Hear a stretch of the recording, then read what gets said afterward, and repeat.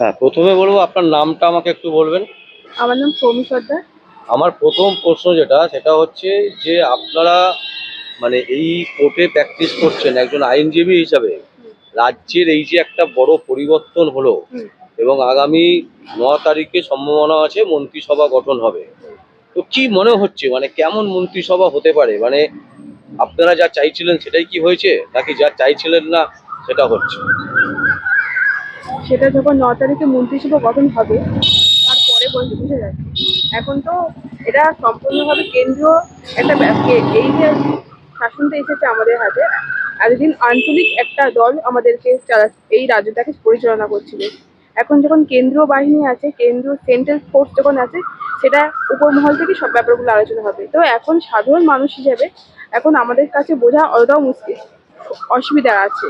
এখন 9 তারিখে যখন পর্দায় দেখবো, আমরা টিভির পর্দায় যখন দেখবো, তখনই বুঝতে পারবো যে ব্যাপারটা কি হতে পারে। না, বলছি এই যে পরিবর্তনটা যে হলো, এই পরিবর্তনটাতে কেমন লাগছে? মানে এটা কি হওয়া দরকার ছিল, নাকি এটাই থেকে গেলে ভালো হতো? একটা ডেমোক্রেসি কান্ট্রিতে আমার মনে হয় পরিবর্তন থাকাটা দরকার। এবং পরিবর্তন যদি না হয়, তাহলে যিনি আছেন, মানে যিনি রুলিং পার্টিতে থাকেন, তিনি নিজেকে ডিক্টেটর মনে করতে পারে। এবং স্ট্রং অপোনেন্ট থাকাটাও দরকার। একটা যেমন স্ট্রং রুলিং পার্টি থাকা দরকার, তার সাথে সাথে একটা স্ট্রং অপোনেন্ট পার্টি থাকাটাও কিন্তু দরকার। আমাদের পশ্চিমবঙ্গে যারাই সব প্রথমেই রুলিং পার্টি হয়, তার অপোনেন্ট সর্বদাই উইক থাকে, মেজরিটি হিসাবে দেখতে পাওয়া যায়। 35 বছরে যখন সিপিআইএম ছিল, তখন তার যে অপোনেন্ট ছিল তিনিও উইক। যখন টিএম ছিল, তারা অপোনেন্ট উইক। কিন্তু এখন যে বিজেপিটা এসছে, এরা স্ট্রং। এই অপোনেন্ট স্ট্রং থাকাটা দরকার। আর সবসময় চেষ্টা করা উচিত সাধারণ মানুষকে, যে বেশিক্ষণ ধরে কাউকে একটা মানে রুলিং রাখাটা উচিত না। দেখতে হবে সে কি কাজটা করছে। যদি সে ভালো কাজ করে, তাহলে সে থাকবে ক্ষমতায়। আর যদি সে খারাপ কাজ করে, তাহলে সে ক্ষমতা থেকে তার পতন হবে।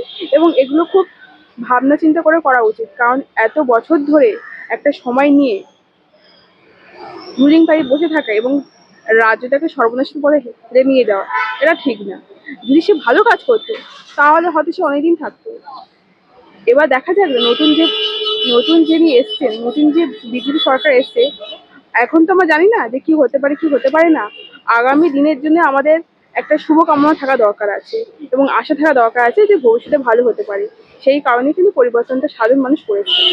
বলছি, শুভেন্দু অধিকারী একটি প্রেস বিবৃতিতে বলেছেন যে আমি 5 বছরে যা কাজ করব, 100 বছর আমরা থাকবো। মানে এটাকে কিভাবে, এই স্পিডটাকে কিভাবে নিচ্ছে? সাধারণ জনগণ যদি খুশি হয়ে ভোটটা দেয়, তাহলে সমস্যা নেই। কিন্তু জোর করে ভোট নেওয়া, এটা তার কোনো গণতন্ত্রই না। জোর করে ভোট নেওয়া, ছাপ্পা ভোট দেওয়া, এটা কোনো গণতন্ত্র না। যদি ইলেকশন কমিশন ঠিকঠাকভাবে সুষ্ঠুভাবে পরিচালনা করে ভোট, এবং সাধারণ মানুষ তার নিজের মত প্রকাশ করে, এবং সে সাধারণ মানুষই চাইছে যে 100 বছর পর্যন্ত ক্ষমতা থাকুক, তাই থাকবে। যদি মনে করে জনগণ যে না, এরা কোনো কাজ করছে না, এদেরকে 1 বছরের মধ্যে ফেলে দেবো, নিতেই পারে। এবং ওনার বলার সময় কিছু কোনো যায় আসে না, উনি অনেক কথাই বলতে পারেন। কিন্তু সাধারণ মানুষ ডিসাইড করবে যে কাকে রাখবো আগামী দিনে, কাকে রাখবো না আগামী দিনে। সাধারণ জনগণ টিএমসিকে এত বছর রেখেছে, টিএমসি শাসনকাল রেখেছে। এবার সাধারণ জনগণ চাইছে বিজেপি শাসনকালে কি হতে পারে ওয়েস্ট বেঙ্গল, সেটা দেখার জন্য কিন্তু বিজেপিকে রাজ্যে আনা। বলছি আপনার নাম কি? আমার নাম দেবাঙ্গনা দে। বলছি আপনি তো অনেক বছর হয়েছেন প্র্যাকটিস করছেন, মানে কোন কোর্টে প্র্যাকটিস করছেন? হাইকোর্টে প্র্যাকটিস করি। হাইকোর্টে। হাইকোর্ট থেকে এবারে মনে হচ্ছে একটা মন্ত্রী কোনো একজন আইনজীবী হতে পারেন, মানে তাকে কি বলবেন, মানে যিনি হবেন তাকে কিভাবে দেখবেন? মানে অ্যাজ আ ল মিনিস্টার যদি হয়, তাহলে খুবই ভালো। তাহলে সে ল ব্যাপারটা মানে হাইকোর্টের নিয়ম টিয়ম, লিগাল সাইডটা ভালোভাবে দেখতে পারবে। বেটার রেজাল্ট, মানে যে পেন্ডিং কেসেসগুলো আছে সেগুলো অর্ডার পাবে, তাড়াতাড়ি নিষ্পত্তি হবে।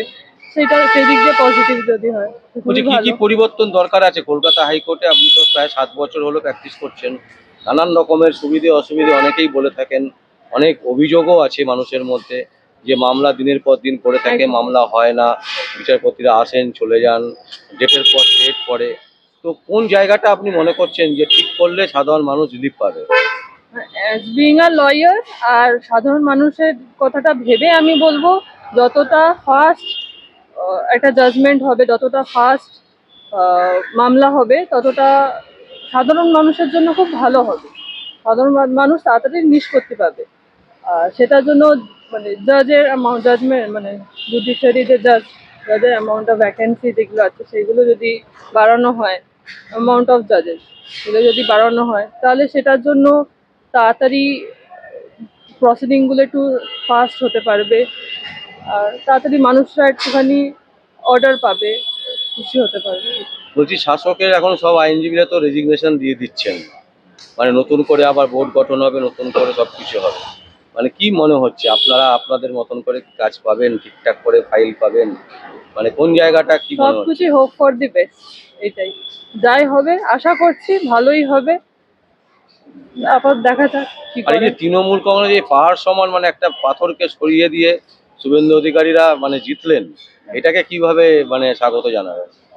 এটা তো একটা বিশাল বড় কাজ। তৃণমূল কংগ্রেস যেটা ওয়েস্ট বেঙ্গল যে ওদের মেন জায়গা, সেখান থেকে ওদেরকে সরিয়ে মানে ওদের মানুষ যে ওদেরকে পছন্দ করেছে, ওদেরকে যে এনেছে, সেটা সত্যি করে ওদেরকে কনগ্রাচুলেট করার মতনই। তো আশা করছি মানুষ হিসাব মানে জনগণ, পশ্চিমবঙ্গের জনগণ আশা করছে কিছু তো ভালো হবে ওদের, মানে যেটা আশা করে ভোটটা দিয়েছে সবকিছুই ভালো হবে, সেই সব করেই আশা তো করছি।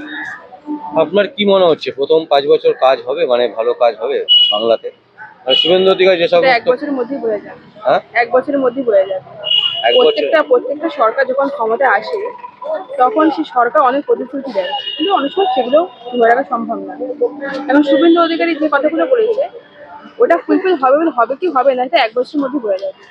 আচ্ছা, মানে প্রথম 1 বছরেই আমরা বুঝতে আমরা পারবো। বুঝতে পারবো, বেশ হয়তো 2-1টা কাজে যদি হয় তাতেই মানুষ বুঝতে পারবে যে এদেরকে 5 বছর রাখা যাবে কি যাবে না। কারণ পশ্চিমবঙ্গের যা চলছে, পশ্চিমবঙ্গের 35 বছরের যা অবস্থা খারাপ, শিল্প শূন্য হয়ে গেছে, ধীরে ধীরে ধীরে শিল্প শূন্য হয়েছে। তার পরবর্তীকালে 15 বছরের শিক্ষা দুর্নীতি থেকে আরম্ভ করে বিভিন্ন জায়গায় ধর্ষণ, মার্ডার, সবকিছু একদম ললেস একটা পরিবেশ তৈরি হয়েছে। সেই পরিবেশ থেকে যদি বাঁচতে বিজেপিকে যদি সাধারণ মানুষ ভোট দেয়, আর বিশেষ করে যুব সমাজ যারা, তারাই তো দেশ থেকে আগিয়ে নিয়ে যায়, তারা যদি খুশি হয়, তারাই কিন্তু বেসিক্যালি বিজেপিকে ভোটটা দিয়েছে, অনেক ভোট অংশে ভোটটা দিয়েছে। তারাই যদি এখন মনে করছে যে বিজেপিকে রাখবো না, তারা রাখবে না, অন্য কোনো পার্টিকে নিয়ে আসবে। এখন তারা যদি মনে করে না বিজেপিকে দেখতে চাই, প্রতি বছর তো কারণ চেঞ্জেস থাকা দরকার আছে। একটা ডেমোক্রেসি কান্ট্রিতে আপনার ভোটিং সবসময় ফ্লোটিং হওয়া উচিত। একদিকে হয়ে গেলে তাহলে ডিক্টেটরশিপ। বলছি কোন কাজ দুটো প্রথম করা উচিত, মানে আপনার মনে হয় রাজ্যের যা বর্তমান পরিস্থিতি, এই পরিস্থিতিতে এই যে গভর্নমেন্ট তৈরি হবে 9 তারিখে, কোন কাজ দুটো করলে মনে হবে যে হ্যাঁ চলো ভাই এই সরকার এসছে, একে সাধুবাদ? প্রথম কথা বলবো আইন শৃঙ্খলাগুলোকে মেনটেন করা। কারণ একেবারেই আইন শৃঙ্খলা আমাদের ওয়েস্ট বেঙ্গলে নেই। যে যেখানে কিছু মার্ডার হয়ে যাচ্ছে, যে যেখানে কিছু রেপ হয়ে যাচ্ছে, এটা তো ঠিক নেই। এবং যদি কোনো বড় ক্রাইম হয়, সেই ক্রাইমে দ্রুত কিন্তু একটা প্রসিডিওর হওয়া উচিত, এবং ক্রিমিনাল যারা তাদের কিন্তু দ্রুত শাস্তি হওয়া উচিত। তাহলে মানুষ কিন্তু এই যে আমরা সেফ ফিল করবো, ওয়েস্ট বেঙ্গল কিন্তু আমি একদমই সেফ এখন এই মুহূর্তে দাঁড়িয়ে যা চারিদিকে হচ্ছে। মানে আইন শৃঙ্খলা বলছেন একেবারে ঢেলে সাজাতে হবে। হ্যাঁ, আর আইন দ্বিতীয় শৃঙ্খলা আর হচ্ছে কি শিক্ষা ব্যবস্থা। হচ্ছে শিক্ষা ব্যবস্থা কিন্তু খুব খারাপ অবস্থা হয়েছে ওয়েস্ট বেঙ্গলে। শিক্ষা নেই, যুব সমাজের মধ্যে স্কিল নেই, এবং চাকরি বাকরি, ইন্ডাস্ট্রিয়ালাইজেশন খুব দরকার। ওয়েস্ট বেঙ্গলে মানুষের হাতে কিন্তু পারচেসিং ক্যাপাসিটি কম। এই কারণেই কিন্তু ওয়েস্ট বেঙ্গল লোক বিভিন্ন জায়গায় মানে ব্যাঙ্গালোরেতে, দিল্লিতে, মুম্বাইতে কাজ করতে যাচ্ছে। তা মানুষের হাতে টাকা আসাটা খুব প্রয়োজন। ইন্ডাস্ট্রিয়ালাইজেশন, মানুষের চাকরি হওয়াটা এটা ভীষণ দরকার ওয়েস্ট বেঙ্গলে, আমি এটা বলবো। আর শিক্ষা ব্যবস্থা কিন্তু সিঙ্গুর যেভাবে চলে গেছে সেভাবে কি মনে হয় আবার মানে অবশ্যই আসতে নতুন পারে, নতুন অবশ্যই আসতে পারে। কারণ সিঙ্গুরে যিনি মুখ্যমন্ত্রী ছিলেন তিনি তো চলে গেছেন, অন্য মুখ্যমন্ত্রী এসেছেন। এবং এই মুখ্যমন্ত্রী বা এই যে পার্টি, তারা ক্যাপিটালিজমে বিশ্বাস করে, আমার মনে হয় ইনভেস্টার যারা, তারা কিন্তু এইবারে তারা আমাদের ওয়েস্টবেঙ্গলকে ইনভেস্ট করতে পারে। কারণ তারা সেন্ট্রাল যিনি বিজেপি, তিনিও কিন্তু তারাও কিন্তু বিভিন্ন স্টেটে বিভিন্ন রকম জায়গায় ইন্ডাস্ট্রিয়ালাইজেশন করেছে, অতএব ওয়েস্ট বেঙ্গলেও কিন্তু ইন্ডাস্ট্রিয়ালাইজেশন হতে পারে, একটা সম্ভাবনা রয়েছে। মানে গুজরাটের মতন কি আমরা পাবো শিল্প? অবশ্যই পেতে পারি, কারণ যে গুজরাটে যে পার্টি আছে আমার ওয়েস্ট বেঙ্গলেও সেই পার্টি সেম পার্টি রুল করছে, তাহলে আমার মনে হয় গুজরাটে যদি ডেভেলপমেন্ট আসতে পারে। আর হাইকোর্টের নিরিখে যেহেতু আপনারা হাইকোর্টে প্র্যাকটিস করেন, রেগুলার বেসিস হাইকোর্টে আসেন, হাইকোর্টে কোন জিনিসটা পরিবর্তন করলে হুম। মানে মামলা দ্রুত হবে বা বিচার ব্যবস্থার প্রতি মানুষের আস্থা আরো বেড়ে যাবে, কোন কোন দুটো কাজ করলে? আমার যেটা মনে হয়, প্রথম যেটা মনে হয়, প্রচুর পরিমাণে যে জাজেসের কাছে কিন্তু প্রচুর একটা হিউজ মানে একটা প্রচুর কেস থাকে, জাজ কিন্তু অত কেস নিতে পারে না, জাজ কম একদিনে আছে। একদিনে করতে পারে না। অতএব জাজের সংখ্যা কিন্তু বাড়াতে হবে, এবং সেটা কিন্তু কলকাতা হাইকোর্টে কিন্তু না, এবং প্রত্যেকটা সেক্টরেই কিন্তু এটা দেখতে পারে। যদি আমি ডিস্ট্রিক্ট কোর্টেও যান, ডিস্ট্রিক্ট কোর্টেও কিন্তু দেখতে পারবেন যে একদমই জাজের সংখ্যা কম, এবং পেন্ডিং কেস বেড়ে গেছে, পেন্ডিং কেস কিন্তু সলভ হচ্ছে না। এবং তার সাথে সাথে আমি যেটা বলবো যে যে প্রসিডিওরগুলো আছে, যে সিস্টেমগুলো আছে, যে মানে একটা ফাইলিং করতে গেলে যে সময় লাগে, বা একটা মেনশনিং হতে গেলে, বা একটা হিয়ারিং হতে গেলে যে সময়গুলো লাগে, সেই সময়গুলো যেন তাড়াতাড়ি হয়, একটা লিমিটেড দিনের মধ্যে করলে এটা বেটার হবে। কারণ কারণ এরা যারা আছে কোর্টের মধ্যে যারা কর্মচারী আছে, তারা অনেক সময় এই কাজটা অনেক সময় দিনের মধ্যে হয়ে যাচ্ছে। কোর্টটা খুব স্লোলি চলছে, কোর্টটা ভীষণ চলছে, কোর্টটাকে ফাস্ট করতে হবে। আমি চাই যে কোর্টের প্রসিডিওর ভীষণ সুন্দর, কিন্তু কোর্টের প্রসিডিওর খুবই স্লো। কোর্টের প্রসিডিওর আমি চাই আগামী দিনে যিনি আসবেন ল মিনিস্টার হিসেবে, তাকে তো খুবই শুভেচ্ছা, এবং আমি চাইবো যে কোর্টের যে বিভিন্ন প্রসিডিওর আছে সেই প্রসিডিওরকে খুব ফাস্ট করে। আচ্ছা, আরেকটা জিনিস আমার মনে হচ্ছে, যেটা ধরুন এই যে যারা লয়াররা আছে হুম। এদেরকেও মনিটরিং করা, মানে এনারা মামলাগুলোকে নিচ্ছেন কাস্টমারদের কাছ থেকে, কাস্টমাররা তো এনাদের কাছেই আসেন, হুম। মামলা নিচ্ছেন, কিন্তু সেই মামলাটাকে যে প্রসেস করে এগিয়ে নিয়ে যাওয়া, হুম। সেখানে এনারা ডিলে করছেন। সেই কেসটা যেন একটা কেস রেজিস্টার হওয়ার পর একটা লিমিটেড টাইমের মধ্যে সেটাকে শেষ করতে হবে, এই না, যে মনিটরিং। সবকিছু তো অ্যাডভোকেটের হাতে থাকে না। হুম। কারণ একটা ফাইলিং হবে, সেখানে ফাইলিং সেকশন আছে, সেই সেকশনে তো অ্যাডভোকেটরা কিছু করতে পারে না, ওখানে তো কোর্ট অফিসাররা আছে, ক্লার্করা আছে, আরও যারা যারা কাজ করে তারাও প্রত্যেকে আছে। তার মানে সব কিছু কিন্তু অ্যাডভোকেটের হাতে দায় দিলে হবে না, অ্যাডভোকেট বা জাজেস থেকে ঘাড়ে চাপিয়ে দেবো, এটাও কিন্তু না।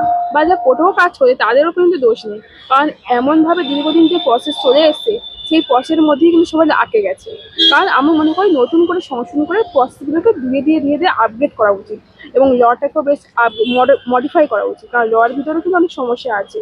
আমি আরেকটা যেটা বলতে হবে, জুনিয়র অ্যাডভোকেট, এই জুনিয়র অ্যাডভোকেটরা কিন্তু কিছু সমস্যা, কারণ জুনিয়র অ্যাডভোকেটরা কিন্তু মোটেই মামলা পান না, কারণ তাদেরকে বিশ্বাসও করে না কেউ, কারণ তারা মনে করে যে মামলাটা হয়তো করতেই পারবে না, সিনিয়রের কাছে যায়। হ্যাঁ, আমার মনে হয় জুনিয়রদের জন্যও কিছু ভাবা উচিত ল মিনিস্টারদের, যে এদেরকে কীভাবে আরও স্কিল করা যায়, আরও কী করে কী ডেভেলপমেন্ট করা যায়, এবং এদেরকে একটুখানি ফিজ, কারণ এদেরকে কেউ টাকা পয়সা দেয় না, ফিজ ওর কেউ দেয় না, তো অতএব আমার মনে হয় একটুখানি একটা সময় দেওয়া হতো, মানে একটা একটা স্টাইপেন্ড তো একটা সময় ছিল, কিন্তু সেটা খুব মিনিমাম, ওটা খুব একটা এখনো দিচ্ছেই না না। না, এখন তো ওটা দরকার মানে খুব, এখন ইনফরমেশন যেভাবে বেড়েছে, তো এখন তো অনেকে স্টাইপেন্ড পায়ও না, ঠিক আছে, শুধু মানে ফর্মটা ফিল আপ করে দেয়, কিন্তু স্টাইপেন্ড আর কেউ পাচ্ছে না। তা আমার যেটা মনে হয় যে যারা জুনিয়র অ্যাডভোকেট তাদের মনোবল যেটা থাকে, কারণ তারা অনেক সময় মনোবল ভেঙে যায় যে তারা তো টাকাটা ইনকাম করতে পারছে না, তারা এসেছে প্রফেশনে, তারা প্রচুর পরিশ্রম করে, কিন্তু তার বিনিময়তে কিন্তু তারা কোনো কাজ টাকাই পাচ্ছে না। তো আমার মনে হয় একটু সেন্ট্রাল যে মিনিস্টার হবে, ল মিনিস্টার, তাকে একটু ভাবা উচিত যে জুনিয়র অ্যাডভোকেটদের জন্য কী কী করা উচিত। তাহলে আমার মনে হয় এই জুনিয়র অ্যাডভোকেটরা কিন্তু অনেকটা মানে কাজ করে দিতে পারে, অনেক শাস্তি তারা, কারণ প্রথম যেহেতু ল প্রফেশনে এসছে, তাদের ভিতরে একটা ইউথনেস থাকে, তাদের ভিতরে একটা মনোবল থাকে, উৎসাহ থাকে, যে আমরা যদি টাকাটা পাই তাহলে আমরা সুন্দরভাবে কাজটা করে এগিয়ে দিতে পারি। এই 7 বছরে মানে কোন জিনিসটা ভালো লেগেছে আর কোনটা চাইবেন যেটা ত্যাগ করতে, এটা দরকার নেই? এই 7 বছরে প্র্যাকটিস লাইফে মামলা করতে ঠিক আছে, কিন্তু এই যেটা ও বললো যে মামলা যে পেন্ডিং থাকে, এই জিনিসটা খুবই প্রয়োজন। কোর্ট প্রসিডিং লোয়ার কোর্টে মেনলি হয় যে একটা ডেট পরে মিনিমাম 3 মাস 4 মাস পর পর ডেট পড়ে, সেই প্রসিডিংটা একটুখানি ঠিক করা প্রচণ্ড প্রয়োজন, নাহলে খুব অসুবিধা হয়, একটা সাধারণ মানুষের জন্য খুব অসুবিধা হয়। অ্যাডভোকেটের পর্যন্ত সমস্যা। 3 মাস 4 মাস পর পর ডেট করতে একটা মানে মামলা টোটাল কমপ্লিট হতে 4-5 বছর মিনিমাম লেগে যাচ্ছে। সেটা খুবই চেঞ্জ হওয়া খুবই প্রয়োজন।